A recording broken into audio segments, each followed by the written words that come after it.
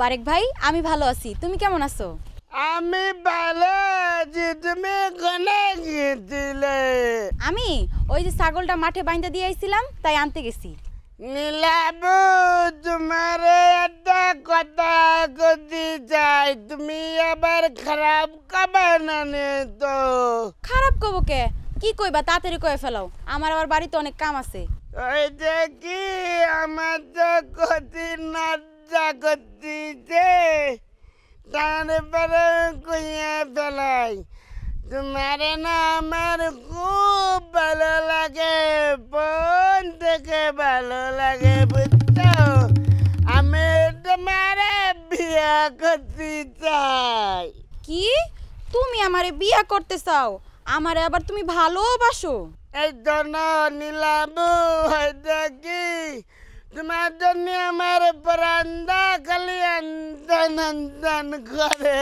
জন আশেপাশে তো কেউ নাই, তোমার আমার একটু ছুঁয়ে দেখতে মন যাচ্ছে। ছেড়ে দেখো মানে মাইরা একবার হাত পা ভাঙিয়ে দিই। যাও যে কামে যাইতেছ, যাও। না করো না, না করো না। জন 2 দিন পরে বিয়ে করবো, সংসার করবো, বাচ্চার হবে। আমার আব্বা তোমার মেলাটা কিনে দেবে, বুঝিস? নাল পিতা নিবৃত্তি, তারপরে চুরি কিনে দিবা নেই। তোমার চুরি আর ফিতা তোমার কাছেই রাখো, বুঝছো? যত সব পাগল, এটা বলে পাগল, সব বুঝে। নীলাবু, নীলাবু, জন জন না করে না, না করে না।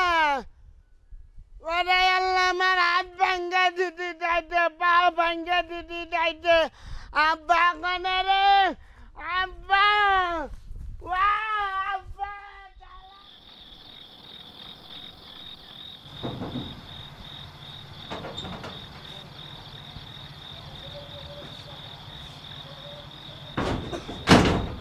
বসো না, আজকে যাত্রাটা অনেক ভালো, শুভ যাত্রা। এই দেখো মোবাইল।